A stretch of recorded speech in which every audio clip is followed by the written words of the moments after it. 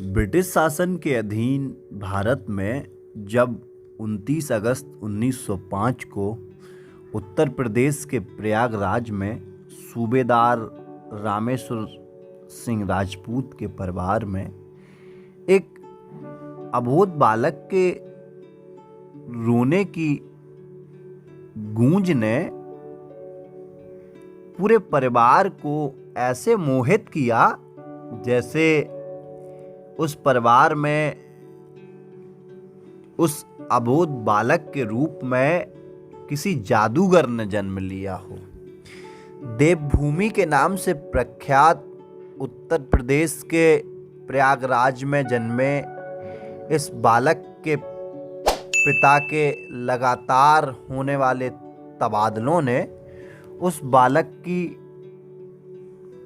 पढ़ाई शायद इसलिए बंद करा दी ताकि वह जिस क्षेत्र में अपना जादू दिखाने को पैदा हुआ था उसमें कोई कसर न रह जाए। अपने बड़े भाई रूप सिंह के साथ हॉकी का अभ्यास करने वाला यह बालक महज 16 वर्ष की आयु में ही अपने पिता की भांति ब्रिटिश इंडियन आर्मी में भर्ती हो गया। बिजली की सुविधा न होने के कारण रात को हॉकी खेलने के लिए चांद की रोशनी का इंतजार करने के कारण दोस्तों में चांद नाम से मशहूर हो जाने वाला ये बालक सन 1922 से सन 1926 तक सिर्फ आर्मी हॉकी रेजिमेंट के गेम ही खेलता रहा। किंतु जब इस बालक को न्यूजीलैंड जाने हेतु भारतीय सेना की टीम में चुना गया तो भारत को हॉकी का एक जादूगर मिला जिसका नाम था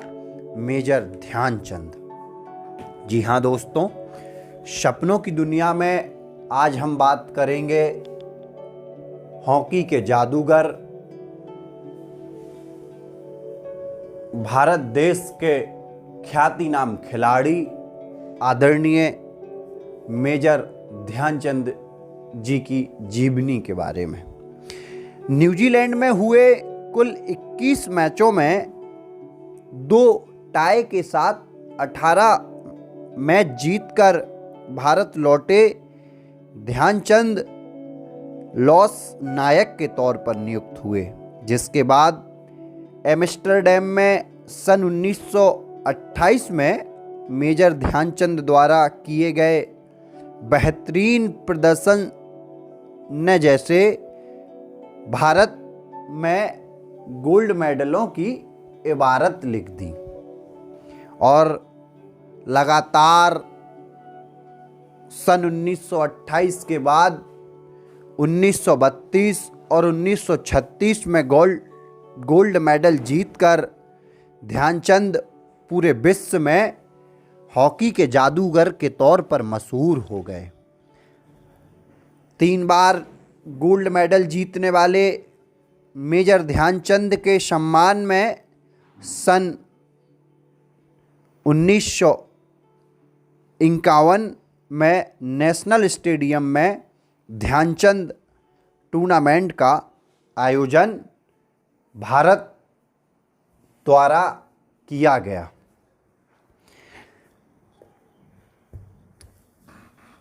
सन 1956 में 51 साल की उम्र में भारतीय सेना से रिटायर्ड होने पर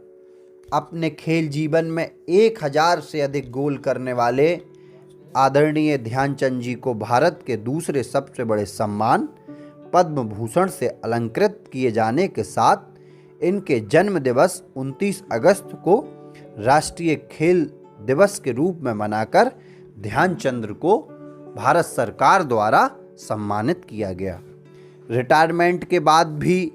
हॉकी के इस जादूगर ने हॉकी के प्रति अपना प्रेम जिंदा रखते हुए राजस्थान के माउंट आबू में हॉकी कोच तथा पटियाला के नेशनल इंस्टीट्यूट ऑफ स्पोर्ट में चीफ हॉकी कोच के पद पर कार्य किया। जर्मनी की हार के बाद जर्मनी का कप्तान बनाने का प्रस्ताव देने वाले जर्मन तानाशाह एडोल्फ हिटलर को राष्ट्र प्रेम में आपको अपना आदर्श मानता हूँ, इसलिए राष्ट्र प्रेम में मर सकता हूँ लेकिन देश से गद्दारी नहीं कर सकता, जैसा जवाब देकर अपना कायल बना लेने वाले मेजर ध्यानचंद